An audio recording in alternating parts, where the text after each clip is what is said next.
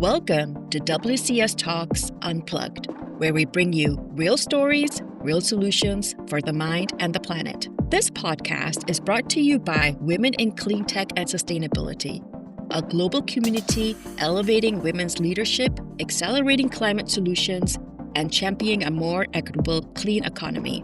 Every episode, we sit down with the thinkers, builders, and innovators, redefining what climate leadership looks like and doing it with purpose and heart. So settle in, take a breath, and get ready for an honest, insightful conversation that just might spark your next idea, shift your perspective, or inspire your own climate journey.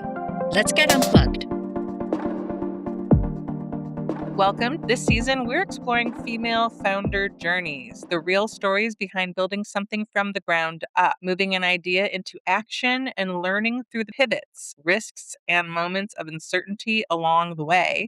I'm Marieke McArthur, producer of WCS Talks Unplugged, and today I'm getting on the mic to bring you a conversation with someone I'm very excited about talking to. Welcome, Quandra Gray, founder of What the Sprout, a Baltimore-based initiative growing community food infrastructure through microgreens, education, youth programming, and a model she describes as a deconstructed farm. Welcome, Quandra, to WCS Talks Unplugged. Hey, thank you for having me. Well, Quandra, I'm especially excited for this conversation because I've been following your work since we first connected about a year ago. As someone building a rural project in Arizona focused on food access, similarly, growing in community resilience, I definitely recognized something in your work right away, which is why I reached out. And even though our communities and our environments are very different, I think what we're doing is some way very similar. So first, can you get us started by telling us a bit about What the Sprout? What is your mission and the solutions that you're bringing to your community? Absolutely. So, What the Sprout is all about educating community members on how to cultivate their own food. And I use microgreens to do the education, mainly because they're really fast, they grow fast.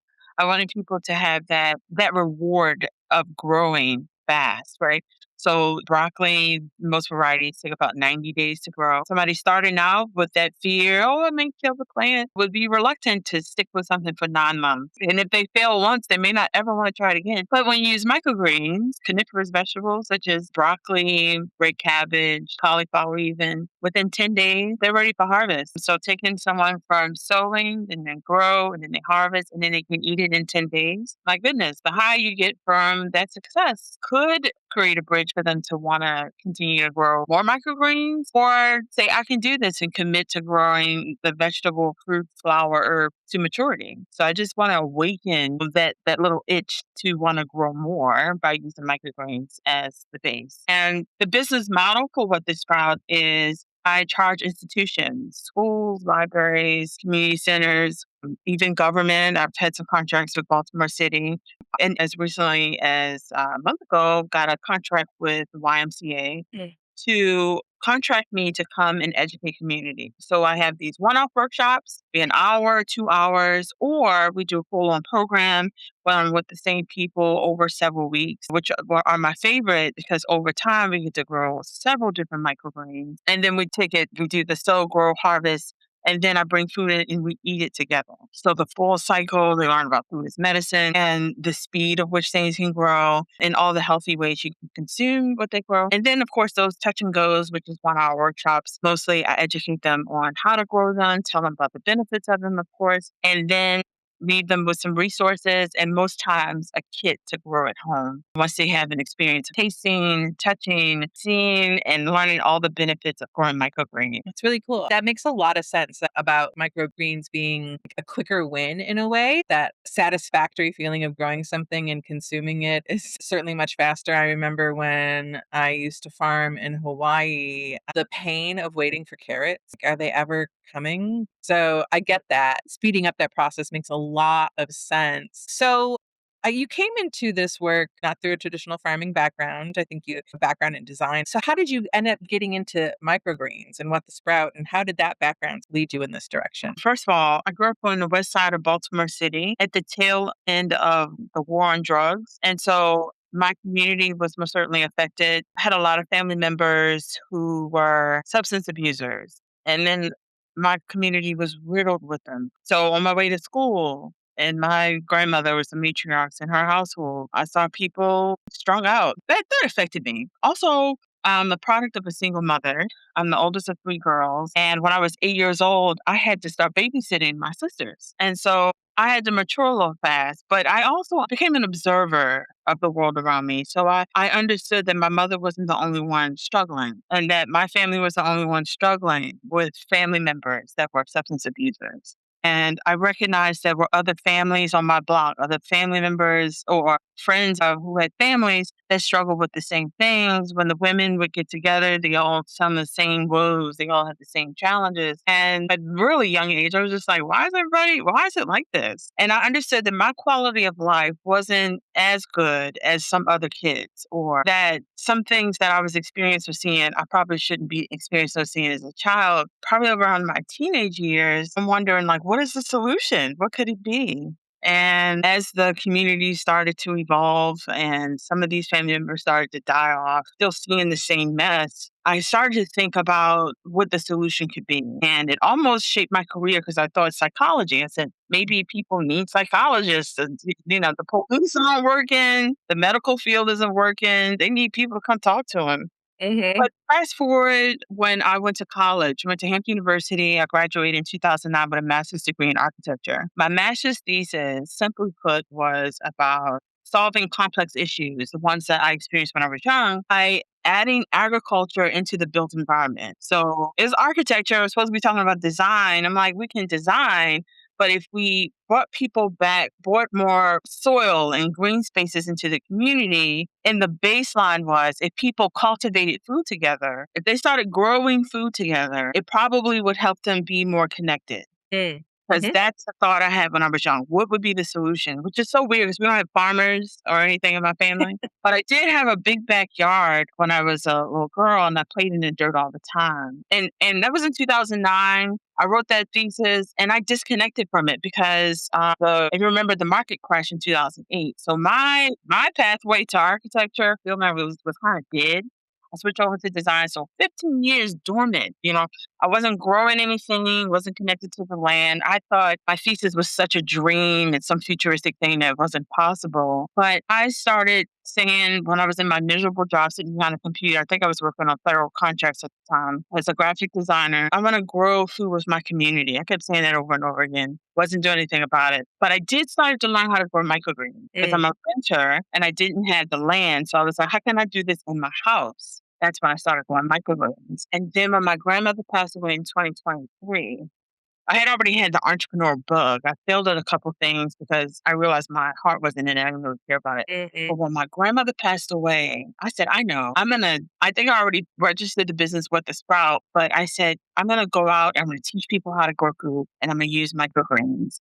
Passed away in August 2023. October 2023, I quit my job and I started with the Sprout. And I didn't really have a full plan. I just knew I would make it work. In the spring, I got my first Baltimore City government contract because I had written the plan out so well. And I got the contract. And that was, I am in a good space. I'm going to keep going. And so now we're here. Many accomplishments, got some things, brewing. I guess we'll talk about it. But that's how what the Sprout started. It started from when I was young. And it started from the social challenges I experienced when I was younger and thinking that there's healing in the soil enough, it could remedy the challenges we have specifically in Black communities and the ones that I experienced. Yeah, it's funny how you can tuck away a dream like that for a long time until it's ready to come to fruition. It's really interesting how life happens like that. Now that you have an anchor space for what the Sprout and microgreens seem sort of niche, but I have a feeling that it's so much bigger than that, right? It's so much bigger than microgreens. And I'm curious about what kind of impact you're already seeing with the people that you're working with, the community that you're in. That kind of goes beyond growing microgreens. Yeah. So, yes. So when I first started out, I'm saying compared to now, my vision was really immature. I mean, it's a big vision to sit around and make something up. Yeah. Usually when we get involved in microgreens, they're like, oh, I'm going to grow them in my house and become a farmer, which I consider because I'm like, I need some consistent, Right. some consistent money coming in. But the education part is really what pulls me and drives me. Mm. And so, yeah, it was just about microgreens. Oh, I teach people how to grow. And it was really fun building these curriculums and designing. But the vision has started to mature probably like sometime like last year, my second year. What am I going to do now? How do I scale this? How do I get bigger, whatever? When the food stamps got cut off for over 43 million people across the United States last fall, I don't know about you, but I panicked. I wasn't on food stamps. I've had them before. I just was scared. What are we going to do? Because we really didn't know if they were going to get turned back on. Yeah. And I felt panicked. Well, of course, we overcame that. But then it just woke me up. They could do that again. Yeah. I mean, look at the virus. It's out like the little bacteria thing right now. Right. Anything can happen to our food system and we'd all be in trouble. Okay, let's even say that a small population of people are food insecure. They just get even more insecure. I would say that we'd still be all in trouble because you think they just going to sit there and starve. No, they're going to flip this place upside down. Yeah. And so it really woke me up. I love logic. I love strategy. No, you got to think bigger. And I would tell you incrementally from that time that they took it off, my vision just got mature and got bigger. And of course, having conversations with partners, community members, other people adjacent to what I do, the vision has matured greatly. So it went from just doing workshops and doing programs to create a food system. Mm-hmm. And once you get these people I call educated and activated, now get them educated, activated to do it together. That's the stuff I was saying all along. But now I'm like, no, you got to create a system for them to be able to do it. Yes. It's also a combination of my ideas and thoughts all the way from when I was young. And that is, we start in the soil, but there's other parts of a person or a system that needs to be addressed, such as the mental health part, where we have to deconstruct from the individualistic mindset into communal thinking. It sounds simple, but it's not. Yeah. We are programmed to focus on us, me, my household, but in the soil, growing together, you can really transform things. You say when you want to get to know someone, break bread, sit down at the dinner table, invite them to lunch. Actually, if you start all the way back to the cultivation space, right? Instead of just breaking the bread, how about you grow the wheat together? Put the seed in the soil. Rear that plant. Grow it. Harvest it. Process it. Then make bread. Then take it out of the oven. Then sit down. You've had several weeks, several months to get to know who this person is and care of a plant. Now you know who they are. The trust has been built. You started to organize. You understand what your shortcomings are. You get to know each other in all different types of seasons and moments. And so it's not just about growing. It's the mental health part. It's understanding the benefits of growing collectively, the deconstructed mindset. It's not just about me. I am in a community of people with the same needs. I mean, even trying to control our government, you can't do it alone. They have us believing it's just a vote. It's not just a vote. It's community power. And you can do that through a shared thing. And the best thing is through food. On the ladder of Maslow's laws of self-actualization, food, air, water, food is where it is. Food and cultivating said food will bring us together faster and closer than any activity. And so I partner with like mental health consultants. And once I get these people involved, I want to push them towards co-op and working together. Yeah. So it's like a full system. It really goes back to that food systems thing. And that's definitely something that I realized here as well, where I'm at in Arizona. It's not as simple as growing something and say, here it is. There's no system in place for people to even want it or to think that it's a possibility. And it really does take that more big systems approach. Are you building solutions for climate, energy, or sustainability? WCS Talks Unplugged, the podcast for women in clean tech and sustainability, is looking for voices shaping the future of the clean economy. We feature founders, innovators, policymakers, researchers, and community leaders working on real-world climate solutions and sharing the stories behind the work. If you have insights, lessons learned, or ideas that can inspire others across the climate ecosystem, we want to hear from you. Visit Women in Clean Tech Sustainability to learn more about the community and how to submit yourself or nominate a guest for WCS Talks Unplugged, because the best climate solutions start with conversations. I also really love how you were talking about how growing food together, that itself is community building, isn't it? It's relationship building. And something that I've often found working with plants is if the plants themselves teach you, they impart lessons and certainly, about like community and not just being an individual, that the plants sort of help shape you too as a person, I think. And maybe those children, those youth, whoever it is that you're working with today, maybe they even don't grow more sprouts after this program, but they'll remember that. And like you, 20 years later, maybe it'll come up again. You never really know about that impact that something so simple can have. Yeah. I want to talk a little bit more partnerships. And it's obviously very important as part of the community building. It's a way to build your own mission.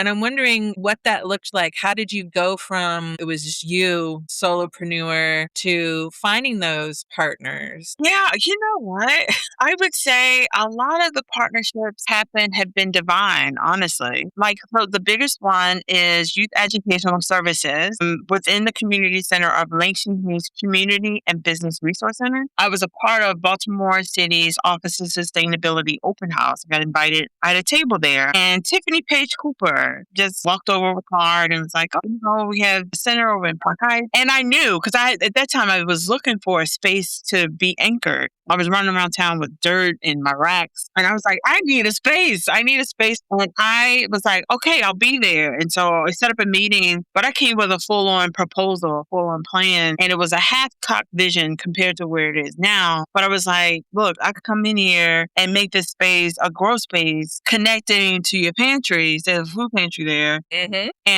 And has come full fruition. But with other partners, such as Baltimore City Office of Sustainability, some Maryland state agencies, they have seen my work, just being in company with people, getting introduced, and then also displaying the work that I do.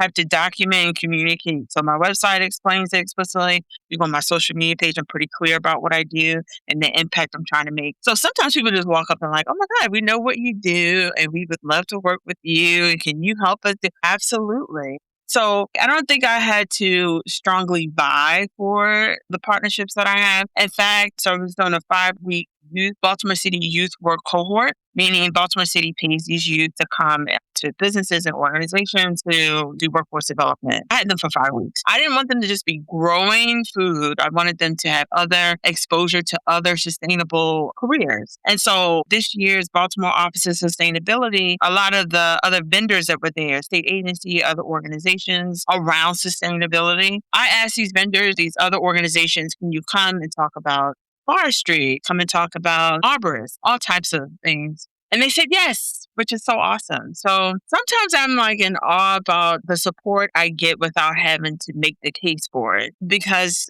as I've been told, well, people can see your passion, people can see what you're doing. But I still feel like I had to work for their trust. So I'm worthy of it. But most times I get, yes, we will do it. Yes, we will show up. And when they do, I'm like, that's incredible. I think that goes back to like putting yourself in the right places at the right time. And that sort of organic relationship building definitely leads to those best. Yeah, those best sort of partnerships. That's the best. Those are the best kinds. Yeah. It's been good. It's been really good. Enriching, I would say, for both of us, and the trust builds over time. And I think it's also the experience of being a Baltimore City resident with the experience and the life experience. I'm not just a data point. I know what it felt like. I was there. I experienced it. My dad died in 2019 from his substance abuse over a year. Mm-hmm. So there's remnants of that trauma and pain that still reverberates through my life and some of my family members' lives and even some of my community. So it's something that keeps me going and passionate. And I think people see that. I really want to make the difference. And when you want to think about innovating a new food system, it seems daunting, it seems impossible. But when partners step in, even with the smallest ask, I'm like, okay, it's not just me doing it by myself. And they believe in the work. Yeah, I definitely get the feeling that What the Sprout is just starting to find its power. Or at least from what I've noticed from the outside watching, it's really inspiring. And especially as somebody who, like, I still consider myself to be very early on in the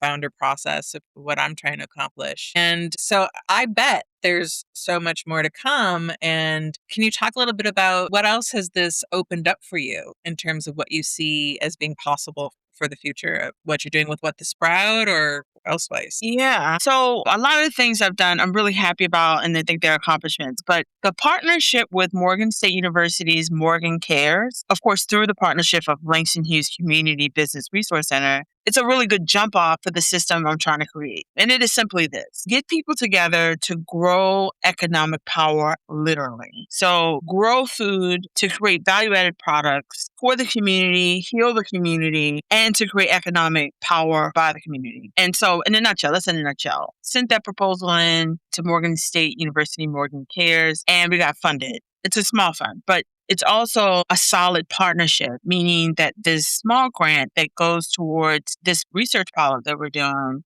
opens up the doors to make it bigger once we prove some things or make some adjustments to some. And then I can't really say the details, but I was invited by a state agency to apply for some things to basically do what I do on a larger scale. Then I had this other ambition, which also ties into this other major ambition, that the work I'm doing at Langston Hughes Community Center, I can duplicate or scale or model this education activation for community to come and learn how to grow in vertical spaces, grow beds, how to tend to fruit trees. So all these opportunities for different ways to grow food, grow your own food. I want to be able to duplicate that all over the city. And see, my vision for the next 5 years to create a whole nother problem for Baltimore City. Baltimore City is the first state in the country that is growing too much food. They don't know what to do with it. There's grapevines all over the daggone place. Almost something weird, like there's watermelon vines on the highway. What's going on? That would be so cool. Why Yeah. not? Yeah. Food insecurity is all about access. Everybody thinks this is some like solution, like more farmers market. Well, you know what the issue is? People don't have money to do it. Food stamps are being tweaked where some people got pushed off. What are they doing? Gas prices are rising. Housing is too expensive. They're choosing between all of these major necessities, and food is one of them. So we got to remove the barrier where access to that food is removed. More farmers and more green spaces won't mean a thing if it costs money to do it. And beyond food, I would say climate resiliency, some of the social challenges we have, we can't just rely on government. We can't rely on grassroots efforts. People try hard, but you got to educate people, got to get the money. You have to start activating everyday people to be the solution. I want to invert that business model where the business is the center for the solution. No, invert it. We're conduits for that change. We are the lessons, we educate, but you are part of the solution. So open up your backyard, put some beets in there, get some corn growing, you go get some carrots, boom, you got a grocery store in your own block, right? It's such a simple thing. Also, I have this podcast that just launched called So Dirty. Yes. SOW Dirty. We get down. We talk about everything in agriculture, land, air, and sea, from clammers to farmers, policymakers, even the little old lady that's been growing flowers for 20 years in her backyard just for bees. I'm excited because I get to have fun and work at the same time. Exactly. I'm really excited for What the Sprout, where it's going. I feel really anxious about what's happening. I can get a little impatient, but I'm like, I want things to happen. You fill out a grant. I want to know tomorrow. I'm going to hit the grant. It's going to happen. So I just take my time as it builds. I'm opening up more to partnerships. I'm maybe inviting people. Hey, this is what I'm working on. Would you like to be a part of it? Which is pretty awesome. Just had a conversation with a state agency personnel to get on So Dirty. So things are good. Pretty excited about it. I'm excited for you. I think that sounds really awesome. I'm excited to listen to So Dirty, and I encourage everybody listening to this episode to check out Quandra's podcast after this. So I would love to hear your advice for anybody getting started, like me even. Yeah, just jump in. So this is one of my favorite things to say. Ignorance is bliss when you want to start something new. Here's what I mean. Especially in the space of being innovative. Okay, it's like, no, I've never seen it before.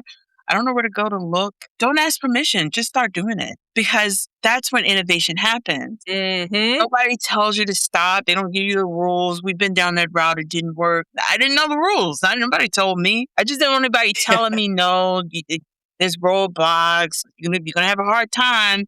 That stuff will stall. That'll embed in your mind and you'll stop yourself. Just jump. Just declare, this is what I do, even if you don't have it all figured out.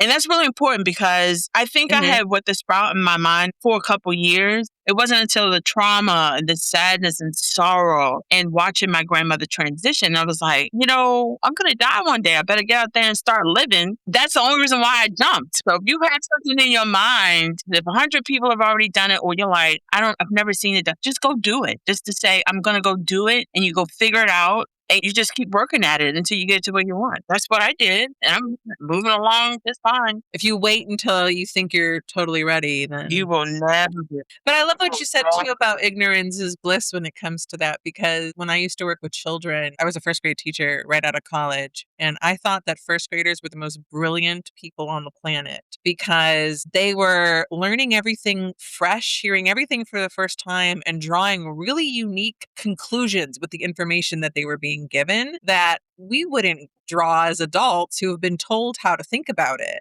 That's so, so, so true. So we've talked a lot about community, and that's definitely one of the things we're all about at Women in Clean Tech and Sustainability is providing that community, building that community of women and allies in the clean tech industry. And how has that been important for you in your founder journey to find community to support you? I'm going to speak to my personality type. I am one of those hyper independent women. I was diagnosed with ADHD last August, which helped me out a lot. So I'm going to talk about vulnerability. All right. I could be really closed in. I'm not an emotional person. I prefer to be logical and strategic thinking. I rather think about my emotions than feel them. So the vulnerability, I need help, or I'm not well, or, financially I'm struggling. I won't say it. I don't know how to express that until it gets bad. And people start asking, are you okay? And it's funny because if I go tell somebody, I think women would come out of the woodworks and probably surround me. But I told you, I'm hyper independent. Something has to be 100%. Am I sure it's out of my control before I ask for help? I think that open spaces for women like me probably need to happen. I guess I'm calling for help. I don't know. That's so true because we talk to a lot of women founders and you're not necessarily unique in this regard. I think it's really hard, especially for women in like the Gen X millennial generations. You grow up with this very self-sufficient attitude. I was also raised by a single mother. If you're raised by a single parent and you have siblings, like you're going to be put into a mature sort of leadership role, whether you like it. So it just becomes an ingrained part of you. And the wonderful part is that you can do so much on your own and you can figure out so much on your own. And that's very cool. But I totally relate. Sometimes asking for help or even recognizing that you need help is so hard. It's hard to get there. I think people are appreciating the authenticity and the vulnerability that when people bring that into what they're doing, I feel a lot of commonality and similarity with you. And I'm certainly not surrounded by like-minded people where I live. So if I didn't have exposure to other women in the space, I don't think I would try. At least knowing that there are other people out there doing it bolsters you. No, you're right. For sure. Yeah, absolutely. And that's why I connected with you. That's why I reached out to you, because I saw somebody who was doing something really similar to what I wanted to do and was maybe a little bit further along in the process. So when I saw you announcing those partnerships, I was like, yes, she's doing it. This is awesome. I'm so glad. So thank you for stepping up and doing that and coming up with these solutions for your community. And thank you for joining me today and telling us about what Sprout and your story and what you're doing. It's been a wonderful conversation. Yeah, thank you. Ditto. You know what? It didn't feel like a podcast. That's the goal. I appreciate the invitation. Thank you for allowing me to come on the platform and have this conversation, explain what I'm doing. I tell you, I feel like I'm transitioning. I feel like I'm on a springboard and things are getting ready to take off. So I'm grateful to be here to be able to talk about it. Thank you. Thank you. That's it for today's episode of WCS Talks Unplugged, where we share real stories, real solutions for the mind and the planet. A huge thank you to our guest for joining us and for the work she is doing to move the clean economy forward. And thank you for listening, for showing up with curiosity, hope, and a desire to make a difference. If you enjoyed this conversation, be sure to subscribe, leave a review, and share this episode with someone in your network who cares about climate, justice, innovation, or building a more sustainable world. This podcast is brought to you by Women in Clean Tech and Sustainability, a global community supporting the next generation of climate leaders. To learn more, become a member, or get involved, visit womenincleantechsustainability.org. Until next time, this is WCS Talks Unplugged. Stay inspired, stay engaged, and as always, stay unplugged.